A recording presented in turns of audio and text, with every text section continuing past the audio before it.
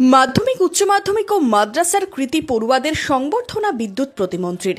বৃহস্পতিবার রঘুনাথগঞ্জের বিধায়ক তথা বিদ্যুৎ প্রতিমন্ত্রীর পক্ষ থেকে তার বিধানসভা এলাকায় কৃতি পড়ুয়াদের সংবর্ধনা সভার আয়োজন করা হয়। সভায় কৃতিদের সংবর্ধনার পাশাপাশি উচ্চশিক্ষায় তাদের পাশে থাকার আশ্বাস দেন মন্ত্রী আখরুজ্জামান। যে সমস্ত ছাত্রছাত্রীরা আগামী উজ্জ্বল ভবিষ্যৎ কোনো অর্থনৈতিকভাবে যাতে দুর্বল না হয়ে পড়ে, অর্থনৈতিকভাবে সবল না হতে পারে, কিন্তু আমার পাশে এত মানবিক বুক আছে, আমি যাদের বলি তারাই মানবিক বুক নিয়ে দাঁড়ায়। আমি এইভাবে অনেক ডাক্তার, ইঞ্জিনিয়ার, অধ্যাপক তৈরি করেছি। সেহেতু অর্থনৈতিক প্রতিবন্ধকতা, কারি উজ্জ্বল ভবিষ্যৎ আমরা নষ্ট হতে দেব না।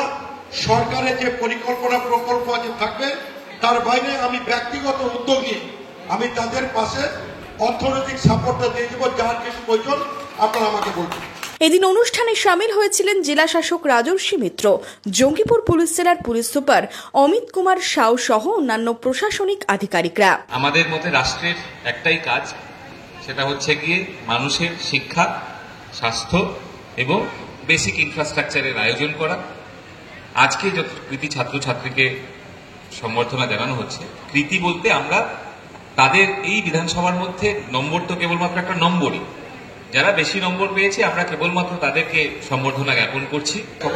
সবাই হচ্ছে সরকারি স্কুল, সরকারি মাদ্রাসা, তার ছাত্রছাত্রী বেশিরভাগই। 24-এর থেকে 25-এ তো ভালো হয়েছে, আমি কনফার্ম।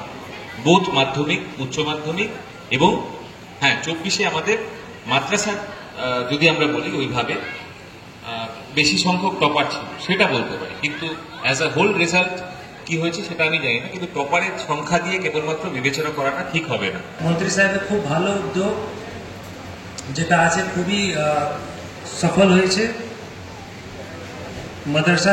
মাদ্রাসা বা উচ্চ মাধ্যমিক বা মাধ্যমিকে যত স্টুডেন্ট যারা খুবই ভালো ফলাফল করেছে, ওদেরকে আজকে এরকম ফেলিসিটেশন দিয়ে আমরা আরও ভালোভাবে ওদেরকে মোটিভেট করতে পারছি।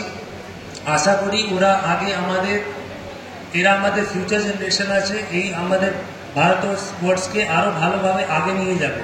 একমাত্র শিক্ষাই এরকম আমাদের কাছে হাতিয়ার আছে, যেটা আমরা আগে আমাদের পরিবারকে পুরো পরিবর্তন করতে পারবো।